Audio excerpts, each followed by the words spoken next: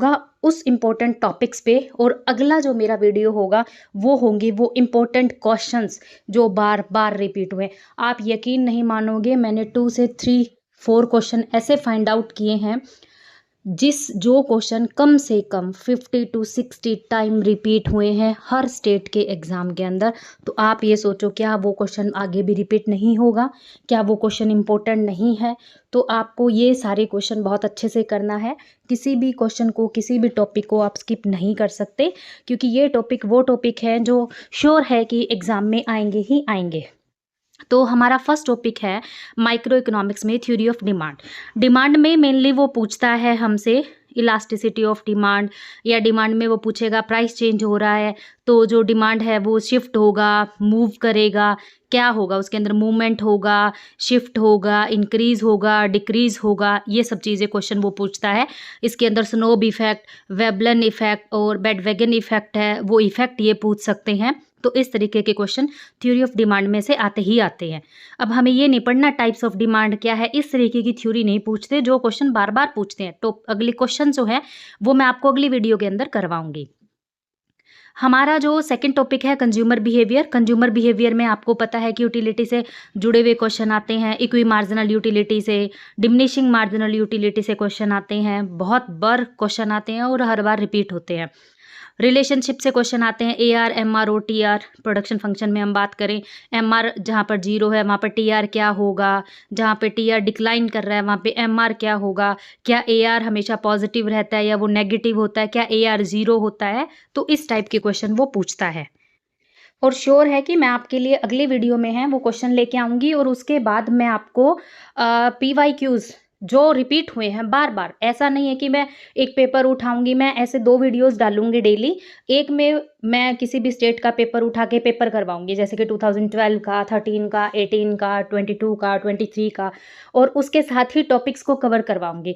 दूसरा वीडियो मैं डालूंगी उन PYQs का, सिर्फ वो PYQs, यानी कि एक पेपर में से 4 या 5 या 10 जो ऐसा है कि श्योर है ये अगला कोई भी पेपर होगा 2-3 उनमें से एक पेपर में बनेंगे ही बनेंगे, क्योंकि वो बार बार रिपीट होने वाले क्वेश्चंस हैं। उसके बाद लीनियर प्रोग्रामिंग बहुत इंपॉर्टेंट है, कोस्ट थ्योरी बहुत इंपॉर्टेंट है, पेरेटो क्राइटेरिया, कोई भी ऐसा पेपर नहीं है जो पेरेटो ऑप्टिमलिटी की कंडीशंस है या पेरेटो क्राइटेरिया है इसमें से ना बना हो। फिर हम बात करते हैं मैक्रो इकोनॉमिक्स की। देखो सिलेबस बहुत बड़ा है, आप ये मत कहना कि आपने तो सिलेबस के बहुत सारे टॉपिक कवर ही नहीं किए। एक बार आपको सिलेबस पूरा कवर करना पड़ेगा, लेकिन मैं सिर्फ वो टॉपिक बता रही हूँ जिनको आप छोड़ नहीं सकते हैं। अब हम बात करते हैं मैक्रो इकोनॉमिक्स की। सबसे most important topic classical versus Keynesian. हर बार क्वेश्चन बनता है, हर बार क्वेश्चन आता है। क्लासिकल डिक्टोनॉमी से क्वेश्चन आता है, बैंकिंग से क्वेश्चन आता है, आरबीआई के एक्ट पूछ लेते हैं, आरबीआई ईयर पूछ लेते हैं, मॉनेटरी पॉलिसी से पूछ लेंगे कब मॉनेटरी पॉलिसी अडॉप्ट करनी है, कब जो है जो मॉनेटरी पॉलिसी है उसकी रेट्स बढ़ाएंगे, इस तरीके से क्वेश्चन आएगा। बजट में पहले बजट के टाइप वगैरह पूछते थे, आज के टाइम पे करंट बजट पूछते हैं। आप इसको बजट को इंडियन इकोनॉमी से रिलेट करके कर सकते हो। बजट में जैसे कि पैसा कहाँ से आ रहा है, पैसा कहाँ जा रहा है, गवर्नमेंट का एक्सपेंडिचर कहाँ पे ज़्यादा हुआ है, बजट में पॉलिसीज़ बनाई जाती है, उन पॉलिसीज़ पे आता है। और पहले बजट में वो पूछा जाता था कि जो पैसा आता है या जाता है उसकी क्रोनोलॉजी पूछने का ट्रेंड अब बहुत ज़्यादा चल रहा है। यूजीसी नेट के पेपर में आप देखोगे तो सबसे ज़्यादा क्रोनोलॉजी से ही बजट में क्वेश्चन आते हैं। मनी की थ्योरी से क्वेश्चन आते हैं, जो क्वांटिटी थ्योरी ऑफ मनी है किसने दी है, स्क्वायर रूट मनी की थ्योरी है बोमोल की, टोबिन की थ्योरी से, फिशर की थ्योरी से, यहीं से हर बार क्वेश्चन आते हैं। मोस्ट इंपॉर्टेंट थ्योरी है, आप बिल्कुल भी स्किप नहीं कर सकते। मेरा मतलब ये है कि आप बाकी मैक्रो का सिलेबस करो, लेकिन इनको बार बार करो, 1 बार 2 बार 3 बार 4 बार, कहीं से कुछ भी ना छूटे, क्योंकि श्योर है इस टॉपिक्स में से क्वेश्चन बनना ही बनना है। फिलिप्स कर्व, शॉर्ट रन में फिलिप्स कर्व कैसा होता है, फिलिप्स कर्व में अडेप्टिव एक्सपेक्टेशंस कैसी होती है, रैशनल एक्सपेक्टेशन कैसी होती है, ट्रेड ऑफ कहाँ बनता है, लॉन्ग रन में फिलिप्स कर्व कैसा होता है, मल्टीप्लायर का एमपीसी का क्या इफेक्ट होता है, एमपीसी अगर बढ़ेगी तो मल्टीप्लाई कैसे रिएक्ट करेगा, इस तरीके से क्वेश्चन पूछता है। एपीसी और एमपीसी का रिलेशनशिप से भी क्वेश्चन आते हैं। अब हम बात करते हैं इंडियन इकोनॉमी की। तो इंडियन इकोनॉमी में करंट ईयर का जो बजट है, यानी कि इस साल का बजट है और पिछले साल का जो बजट है, उससे रिलेट करके बहुत ज़्यादा क्वेश्चन पूछे जाते हैं। बजट में से क्वेश्चन बनते ही बनते हैं और इकोनॉमिक सर्वे में से। और आज के टाइम पे एक ट्रेंड है, एसआरएस रिपोर्ट है जिसमें fertility rate, death rate, birth rate, इस टाइप्स के डाटा पूछने का भी पेपर्स में बहुत ज़्यादा ट्रेंड है। और पॉपुलेशन 2011 से ही क्वेश्चन आ रहे हैं, हर बार आते हैं। इस बार भी यूजीसी नेट के एग्जाम में पॉपुलेशन से क्वेश्चन था, लेकिन वो किससे रिलेटेड था? 2011 से रिलेटेड था। डब्ल्यूटीओ की और आईएम, देखो डब्ल्यूटीओ पे और गेट पे कैसा क्वेश्चन बनता है, इनकी मीटिंग्स पूछी जाती हैं। जेनेवा में हुई थी, कैंडी में हुई थी, और एनए में हुई थी। मतलब इस तरीके से इनकी क्रोनोलॉजी पूछी जाएगी, पहले कहाँ हुई, बाद में कहाँ हुई। और इस बार भी यूजीसी नेट के एग्जाम में डब्ल्यूटीओ या गेट में से एक ही जो मीटिंग्स हैं उनका क्रोनोलॉजी पूछा गया था। आप ये देखिए कितना पुराना क्वेश्चन है और कितनी बार रिपीट हो चुका है। बच्चे ये छोड़ के सोचकर छोड़ देते हैं, सॉरी, कि इस बार नहीं आएगा, लेकिन वो बार बार आ रहा है, तो आपको बिल्कुल भी स्किप नहीं करना। वर्ल्ड बैंक में 5 वर्ल्ड बैंक है, कब बना था, क्या काम करता है। जो 5 अम्ब्रेला बैंक से आईएमएफ के 5 अम्ब्रेला में से क्वेश्चन बनता है। वर्ल्ड बैंक के जो 5 बैंक्स है, आईडीए बैंक हो गया और आईएफएफसीए बैंक हो गया, इन सब बैंक से भी क्वेश्चंस पूछे जाते हैं। Finance commission most important mark करके रख लो। फाइनेंस कमीशन का चेयरमैन पूछेंगे, तो इसमें चेयरमैन पूछा जाता है फाइनेंस कमीशन में। फाइनेंस कमीशन में जैसे कि पॉपुलेशन क्या रेशो है, हॉरिजॉन्टल क्या रेशो है, वर्टिकल क्या रेशो है, इस तरीके के क्वेश्चन पूछे जाते हैं। स्टैटिस्टिक्स में centre tendency, mean, mode, median में से क्वेश्चन आएगा। सैम्पलिंग में से आता है, कौन सी रैंडम सैम्पलिंग है, कौन सा नॉन रैंडम सैम्पलिंग है, उसके एग्जाम्पल दे देंगे और आपसे पूछेंगे कौन सा रैंडम सैम्पलिंग में का एग्जाम्पल है और कौन सा नहीं है। इंडेक्स नंबर में से आता है क्वेश्चन, लेस्पियर, पाश्चे, मार्शल और फिशर का इंडेक्स नंबर में से पूछ लेते हैं। फॉर्मूला पूछ लेते हैं, कई बार न्यूमेरिकल निकालना पूछ लेते हैं। कोरिलेशंस में से आएगा, कोरिलेशन की रेंज क्या है, क्या ओरिजन पे इफेक्ट पड़ता है, स्केल पे पड़ता है या नहीं इफेक्ट पड़ता।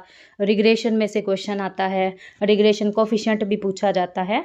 तो बस स्टैटिस्टिक्स में यही मोस्ट इंपॉर्टेंट टॉपिक्स हैं। बहुत ज़्यादा ना यूजीसी नेट के एग्ज़ाम में पूछा जाता है और ना ही बाकी अदर एग्ज़ाम्स में। इंटरनेशनल ट्रेड में जो मोस्ट इम्पोर्टेंट, इंटरनेशनल ट्रेड कई पीजीटी एग्ज़ाम में नहीं पूछते, क्योंकि 11th-12th के बेस का उसमें आता है, तो कई बार पूछते हैं, कई बार नहीं पूछते। यूजीसी नेट के एग्ज़ाम में आता है। असिस्टेंट प्रोफेसर के एग्ज़ाम में इंटरनेशनल ट्रेड से क्वेश्चन आएंगे ही आएंगे। तो एब्सोल्यूट एडवांटेज है एडम स्मिथ का, उसमें से क्वेश्चन आते हैं। कंपैरेटिव से आते हैं, अपॉर्चुनिटी कॉस्ट है बर्लर की, फैक्टर एंडोलमेंट थ्योरी है, जो मॉडर्न थ्योरी ऑफ ट्रेड भी हम बोलते हैं, इसमें से भी क्वेश्चन बनते हैं। टर्म्स ऑफ ट्रेड में barter terms of trade, single terms of trade, factor terms of trade, ये सब क्वेश्चंस पूछे जाते हैं। इलास्टिसिटी अप्रोच में से क्वेश्चन आते हैं, अब्जॉर्प्शन अप्रोच में से क्वेश्चन आते हैं। एक्सचेंज रेट में fix exchange rate, flexible exchange rate और डेप्रीशिएशन, डिवैल्यूएशन से क्वेश्चन आते हैं। तो इस तरीके से ये चैप्टर, ये टॉपिक्स बिल्कुल भी स्किप नहीं कर सकते आप। इसमें से हर बार क्वेश्चन बनता ही बनता है और आएगा। 80% पेपर है वो यहाँ से सेट होता है। जैसे कि 20% तो आप ऐसा मान के चलो कहीं से भी कोई भी क्वेश्चन आता है, बट 100 में से 80 क्वेश्चंस आपको टॉपिक्स में से मिलते हैं। इकोनॉमिक डेवलपमेंट में क्लासिकल थ्योरीज आप लोग कर सकते हो, एडम स्मिथ का, Ricardo, Malthus, Mill, neo classical theories, Harrod Domar Solow model, fix है क्वेश्चन आएगा ही आएगा। Vicious cycle of poverty, big push theory, migration theory, dualism, बहुत सारे ड्यूलिज्म है। ड्यूलिज्म का मतलब होता है 2 सेक्टर की जो ड्यूलिज्म की बात करते हैं। फाइनेंशियल ड्यूलिज्म, बहुत सारे ड्यूलिज्म है, 6 से 7 ड्यूलिज्म है, उनमें से क्वेश्चन पूछते हैं। उसके बाद हम बात करते हैं पब्लिक फाइनेंस की। पब्लिक फाइनेंस का मोस्ट फेवरेट क्वेश्चन है, हर एग्जाम का मोस्ट फेवरेट क्वेश्चन है। मोस्ट इंपॉर्टेंट मार्क करके आप लिख लीजिए। Public good versus private good, common property resources, market failure. Market failure के क्या रीजंस हैं, ठीक है, उसमें एक रीजन आता है पब्लिक गुड। पब्लिक गुड कौन सा होगा, कौन सा कॉमन प्रॉपर्टी रिसोर्सेज होगा, कौन सा प्राइवेट गुड है, इसमें से क्वेश्चन आता ही आता है, हर पेपर में आता है, हर पेपर में आता है। और एबिलिटी टू पे थ्योरी से benefit principle, effect of taxation, जैसे कि प्रोड्यूसर पे टैक्स का इलास्टिसिटी ग्रेटर देन 1 है तो प्रोड्यूसर पे इफेक्ट होगा या कंज्यूमर पे इफेक्ट होगा, कंज्यूमर पे कब इफेक्ट होता है, प्रोड्यूसर पे कब इफेक्ट होता है। इस टाइप के क्वेश्चन हर बार देखने को मिले, हर पेपर में देखने को मिले हैं, हर स्टेट के एग्जाम में देखने को मिले, तो आप ये बिल्कुल भी स्किप नहीं कर सकते। लाफर करव, टैक्स रिफॉर्म्स की कमेटीज में से बहुत क्वेश्चन आते हैं और अब ऐसे नहीं पूछा जाता, अब वो ट्रेंड पुराना हो चुका है कि कौन सी कमेटी किसने दी है। अब पूछा जाता है टैक्स की कमेटी हो या ऑथर हो या बुक हो या राइटर हो, सब के क्रोनोलॉजी पूछी जाती है। थ्योरीज की भी क्रोनोलॉजी आती है पेपर्स में कि कौन सी थ्योरी पहले आई थी, कौन सी बाद में आई है, फर्स्ट टू लास्ट ऑर्डर में या लास्ट टू फर्स्ट ऑर्डर में, latest to old, old to latest. इस टाइप की क्रोनोलॉजी से रिलेटेड क्वेश्चन बनते हैं। यूजीसी नेट का एग्जाम आप उठा लीजिए या आप किसी भी स्टेट का एग्जाम उठा लीजिए, असिस्टेंट प्रोफेसर का आप एग्जाम उठा लीजिए, क्रोनोलॉजी से ही क्वेश्चन बनते हैं। तो आपको जैसे कि मार्केट है, डिओपोली मार्केट है, उसमें सबसे पहले कुर्नोट आया, कुर्नो के बाद स्टेकलबर्ग आएगा या एजवर्थ आएगा, कौन आएगा, उस बर्टलैंड आएगा। आपको उसके हिसाब से उसकी प्रिपरेशन करनी है कि पहले मुझे कुर्नो तैयार करना है, उसके बाद मुझे स्टेकलबर्ग तैयार करना है, फिर मुझे बर्टलैंड करना है, फिर मुझे एजवर्थ करना है, फिर मुझे पोल्स वीजी की किंग डिमांड थ्योरी करनी है। आपको उस क्रोनोलॉजी के हिसाब से ही अपने नोट्स को प्रिपेयर करना है। छोटे छोटे नोट्स आप प्रिपेयर करो और उसके हिसाब से आप तैयारी करो। वो एक टॉपिक करने के बाद तुरंत उस टॉपिक के आप क्वेश्चन लगाओ। जब आप क्वेश्चन लगाओगे, जब आप क्वेश्चन करोगे तो आपको पता लगेगा कि उस चैप्टर में से मुझे कितना आया है, कितना नहीं आया। क्वेश्चन करने के बाद उस टॉपिक को आप यूट्यूब पे डालिए, आप गूगल पे डालिए, PYQs, एक स्टेट उठा लीजिए, यूजीसी नेट उठा लीजिए, उसके आप PYQs देखिए कि इस टॉपिक में से कैसे कैसे PYQs आते हैं, तो आपको पता चलेगा इस चैप्टर में से क्वेश्चन इस तरीके से बनते हैं। अगर आप इस तरीके से तैयारी करोगे तो कोई भी एग्जाम आपको क्वालिफाई करने से नहीं रोक सकता। उसके बाद है इन्वायरमेंटल इकोनॉमिक्स, माल्थशियन की थ्योरी, सॉरी स्पेलिंग मिस्टेक है, आप देख लीजिएगा। ऑप्टिमम थ्योरी ऑफ पॉपुलेशन बहुत इंपॉर्टेंट है, बहुत सारे क्वेश्चन बनते हैं पॉपुलेशन की थ्योरी में। डेमोग्राफिक ट्रांजिशंस में से प्रॉपर्टी राइट कॉज थ्योरम, बहुत क्वेश्चन बनते हैं कॉज थ्योरम में से भी, और इस बार भी शायद कॉज थ्योरम से यूजीसी नेट के एग्जाम में क्वेश्चन था। वैल्यूएशन ऑफ एनवायरनमेंट से भी क्वेश्चन आते हैं। ये वो टॉपिक है जिनको आप, आज मैंने जो आपको टॉपिक करवाए हैं वो सिर्फ उसमें इकोनॉमेट्रिक्स है, वो मैंने छोड़ दिया है। इकोनॉमेट्रिक्स को इसलिए छोड़ा है क्योंकि वो बहुत सारे पेपर्स हैं, बहुत सारे स्टेट एग्जाम्स हैं, पीजीटी के एग्जाम्स हैं जिनमें इकोनॉमेट्रिक्स नहीं आता है। इकोनॉमेट्रिक्स है वो यूजीसी नेट के एग्जाम में आता है और असिस्टेंट प्रोफेसर के एग्जाम में क्वेश्चन उससे रिलेटेड पूछे जाते हैं। लेकिन मैंने 2018 से लेके 2026 के पेपर देखे हैं यूजीसी नेट के भी। सिर्फ आप 2023 का दिसंबर 2023 का पेपर आप छोड़ दीजिए, बाकी यूजीसी नेट के एग्जाम में भी इकोनॉमेट्रिक्स में से सिर्फ टेस्ट देंगे और उससे रिलेटेड पूछेंगे कि एक ऑटो कोरिलेशन का टेस्ट है, हेट्रोसिडासिटी का टेस्ट है, मल्टीकोलिनियरिटी का टेस्ट है, जैसे डिक्की बुलर दे दिया, ये किस चीज़ का टेस्ट है, ऐसे इस तरीके से वो टेस्ट पूछते हैं। ओवरऑल सिग्निफिकेंस का कौन सा टेस्ट है, टी टेस्ट क्या है, वाई टेस्ट क्या है, तो वो आपको एक टेस्ट देंगे और उसमें से रिलेटेड क्वेश्चंस आपसे पूछेंगे। तो बहुत ज़्यादा पैनिक होने की ज़रूरत नहीं है कि कई बार ऐसा होता है कि बच्चों का मैथ्स बहुत ज़्यादा स्ट्रॉन्ग नहीं है और कुछ बच्चों के पास इतना इनफ टाइम भी नहीं होता कि वो अपना इकोनॉमेट्रिक्स को बहुत अच्छे से प्रिपेयर करें। तो आपको बहुत ज़्यादा पैनिक होने की नीड नहीं है। अगर आप PYQs भी करेंगे तो यूजीसी नेट में भी आपके इकोनॉमेट्रिक्स के क्वेश्चन हैं वो बन जाएंगे। अगर आपको नीड है कि इकोनॉमेट्रिक्स मुझे बहुत अच्छे से सीखना है, वेल एंड गुड, आप पढ़िए, आपके पास टाइम है। अगर कुछ बच्चे हैं जिनका मैथ स्ट्रॉन्ग नहीं है, वो नहीं कर सकते, तो उन्हें डरने की ज़रूरत नहीं है।